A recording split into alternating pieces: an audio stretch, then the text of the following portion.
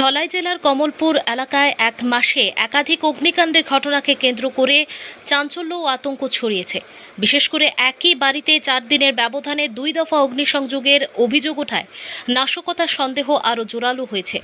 ঘটনাটি কমলপুরের মায়াছড়ি পঞ্চায়েতের ঘোষপাড়ার। অভিযোগ অনুযায়ী বিধবা মহিলা মল্লিকা গোপের বাড়িতে প্রথমে চুরির ঘটনা ঘটে এবং পরে অগ্নিসংযোগ করা হয়।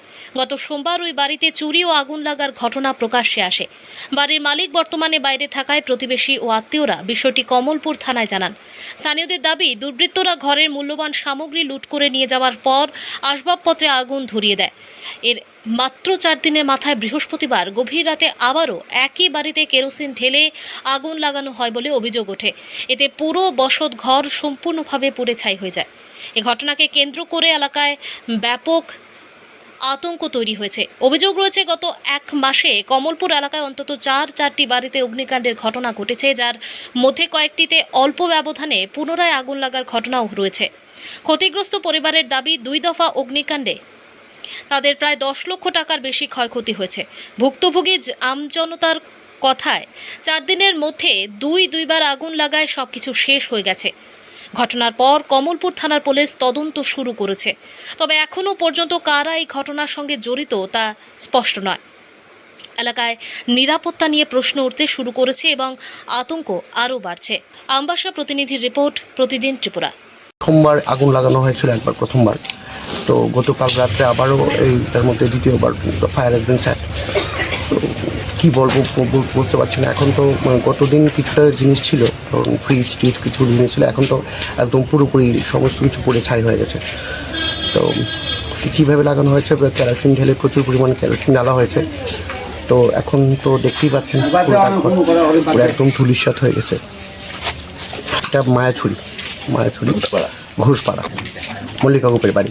তো মল্লিকা গোপ ঘরে নেই, উনি দেওঘরে গেছেন। তো প্রথম বললামই তো আপনাকে যে প্রথম সোমবার রাত্রেবেলা আগুন লাগানো হয়েছিল, দ্বিতীয়বার আবারও লাগানো হয়েছে, এবার আবার লাগানো হলো। কারা হতে পারে কী বলবো বলুন। আমার মনে হচ্ছে যে প্রথমবার যখন আগুনটা লাগানো হয়েছিল তখন আপনার কিছু মার্ক ছিল, আপনার কিছু প্যাচ মার্ক ছিল, আপনার থিনারের দাগ ছিল, এগুলোকে মানে লোপাট করার জন্যই সম্ভবত আবারও লাগানো হয়েছে। কারা ছিল তো ঠিক অনুমানের উপর তো কিছু বলা যায় না, তবুও আমাদের তো কিছুটা সন্দেহ রয়েছে। আশেপাশে কেউ হয়তো থাকতে পারে, নাহলে তো পুরো জিওগ্রাফিক্যাল লোকেশনটা যেটা পুরোটা ওর জানা। ন্যাচারালি কোন দিক দিয়ে ঢুকবে, কোন দিক দিয়ে বেরোবে, পুরোপুরি ওর ব্যাপারটা সম্পূর্ণ ও জানে। তো এটাই বলবো, কী বলবো বলুন। ক্ষতি তো 10 লাখ টাকার মতো তো হবে। অনেকগুলো জিনিস ছিল, প্রথম দিন তো বেশি একটা পড়েনি। তো এবার তো কিন্তু ফ্রিজ থেকে ধরে মানে কোনো কিছুই নেই, না একদম কোনো কিছুই আর ঘোরেনি। অ্যাবাউট 10 লাখ মানে ছোটো জিনিস ছাড়া ডকুমেন্টও মানে মোটামুটি মনে হয় তো সব পুড়ে গেছে। সোমবার চুরি হওয়ার পরে পুলিশকে জানানো হয়েছে? হ্যাঁ, সব পুলিশ এসছে, পুলিশ এসে ইনভেস্টিগেশন করেছে, দেখে গেছে। এফআইআর করা হয়নি কারণ বালির মালিক তো ঘরে নেই। আমরা মোটামুটি রিপোর্ট করে নিয়েছে, রিপোর্ট আপনার লিখে নিয়েছে। উইটনেসও ছিল, উইটনেসে আমরা স্বাক্ষর করেছি। তো এরপর তো ইনভেস্টিগেশনও হয়নি কারণ আপনার মালিক বাড়ি ঘরে নেই। তো আবার কী হবে বুঝতে পারছি না। এখন আসবেন উনি, তড়িঘড়ি ওনাকে আনার ব্যবস্থা করা হচ্ছে।